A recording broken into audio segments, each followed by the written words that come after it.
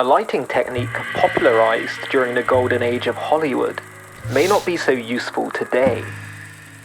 Lighting styles change and transform over time, and what would have been popular in a past generation might not translate well to the current one.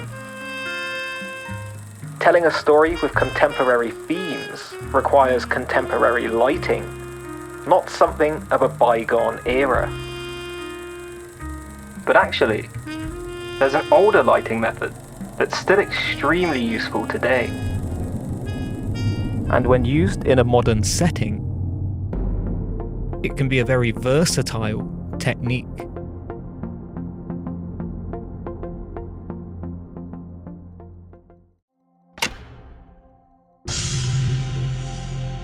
Butterfly lighting, otherwise known as paramount lighting, is positioned above and in front of an actor, angled in a way to cast shadows under the cheekbones, neck, and nose.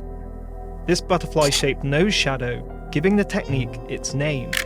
It was popularized in the golden age of Hollywood and used by Paramount Studios for promotional portraits, and in film itself, the lighting of choice for actresses like Marlene Dietrich. The butterfly light defines the jaw and slims the face. But what makes an old-school technique like this useful today? First, the obvious answer: to create a certain mood. An overhead light is a great option for mood, but we don't always want to obscure so much of the face. We might want something a little less dramatic, while still retaining shadow and shape. Just by bringing our light down into the more frontal position of the butterfly light, we maintain mood with more visibility, which might better suit our intentions for an image. But there's also something more subtle. We initially lit this scene more classically, with the simple aim of lighting both actor and area, utilising a hard, more directed Fresnel light on the face, and set up in the butterfly pattern. In modern cinema, we tend to light more softly, with a more realistic focus on intention and motivation, with any practical lights in the shot, like a lamp or a window, suggesting where our own lights may be coming from. An old Hollywood film may not be lit so subtly, due to both technical limitations of film speed and the trends of the time. So we could get away with calling this scene a nighttime interior. But when introducing modern colour and resolution, a hard key, a bright face, shadows on the back wall, and a softer warm lamp in the background doesn't make much sense. It looks like neither night nor day, a focused hard beam of light more indicative of the sun than the lamp-lit nighttime interior we're going for. A simple conversion from hard, focused key light to a softer one solves this issue. Now it doesn't feel as obviously lit. Switch on a few more lamps, and we've solidified this idea of a nighttime interior to our audience. Our key light still doesn't align with any of the lamps in the shot. Instead of coming from below or to the side, it comes from above. But this is where the butterfly light and top lights in general can be especially useful. We might not give too much thought to this shot of a person walking down a street, but on closer inspection, there's the typical shadow cast by butterfly lighting. This shot was actually lit with a small lantern softbox on a boom, and without it, we're not getting consistent exposure on our character. What we're getting from the existing light on the street is pretty dark.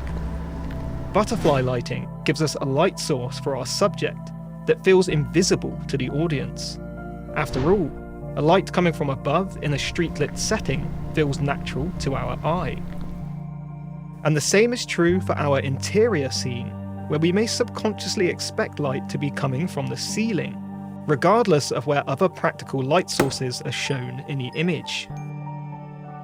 We lit this scene with 3 lighting fixtures and 3 bulbs. For our initial old Hollywood look, we started with a single lamp switched on in the back room, containing a Nanlite PavoBulb 10C. Next, we used a Forza 60C and reflector dish, bounced into the ceiling to provide some general ambience to this back room. After this, we introduced our key light. This was a Forza 60C with the compatible FL11 Fresnel lens, which was set to a wider beam angle to cover both our subject and scene. To get a better view of the table and fill in some of our shadows, we attached a Nanlite PavoSlim 120C to a boom arm, using the softbox and grid to control spill, and raised it to a similar height as our Fresnel key.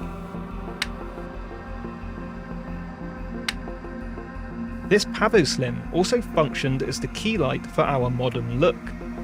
We swung the Fresnel out of the way and turned it off to get the transition between looks seen earlier in the video, leaving just the gridded 120C to light our subject. Finally, we switched on 2 lamps in the near background, containing PavoBulb 10Cs. All of the lights throughout were set to 3200 Kelvin to maintain the warm nighttime interior look. Butterfly lighting has provided a natural feeling and moody, but not too moody, light for our image, and we deduced how to use it in this way by looking back, analysing, recreating, and modernising the light in our scene.